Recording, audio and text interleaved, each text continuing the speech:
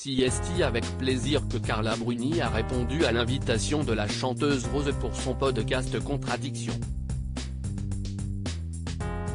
L'occasion pour l'ex-première dame d'évoquer ses quelques addictions, comme l'amour, mais aussi l'alcool, qu'elle a arrêté de consommer. Mais il y a aussi d'autres addictions plus rares et il y en a une que Carla Bruni a dû confesser, ce jeudi 5 janvier. J'ai souffert de toutes les addictions, j'ai commencé par le sucre, très assidûment, grande adepte du sucre, des grands shots de sucre, affirme l'épouse de Nicolas Sarkozy. Elle a démarré dès l'enfance, mais CST surtout sa consommation d'une certaine boisson sucrée célèbre qui laisse sans voix.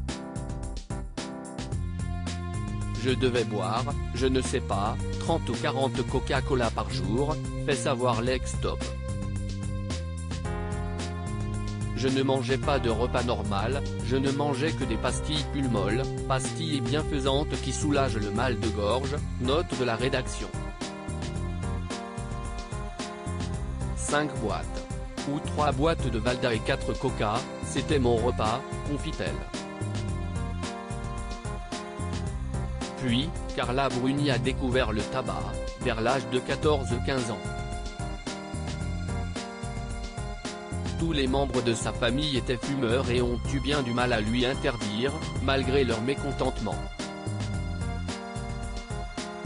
Et ensuite l'alcool, conclut la chanteuse et interprète de Quelqu'un m'a dit.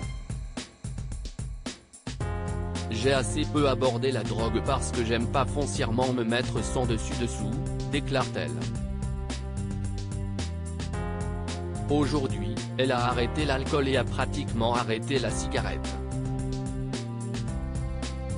Reine de la provocation à un dîner, sous les yeux de Nicolas Sarkozy. Mais quand Carla Bruni boit, elle reconnaît parfois dire des vérités pas toujours bonnes à dire. Celle qui partage la vie de l'ancien président Nicolas Sarkozy a ainsi raconté une excellente anecdote datant de cet été, aux côtés de son mari. Si je bois, il me vient la mauvaise idée de dire tout ce que je pense aux gens, confie-t-elle à Rose.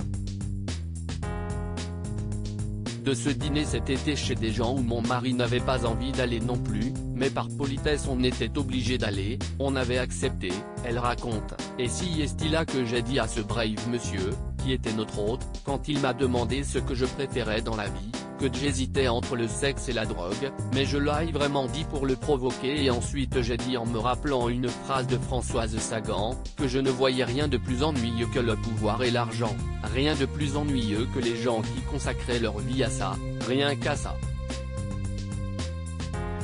Et après je me suis adressé aux gens en disant vous ne trouvez pas? Et comme c'était que des gens qui étaient dans ça ils ont vaguement bégayé bah non, plaisante Carla Bruni. Un anecdote rock dont elle a le secret.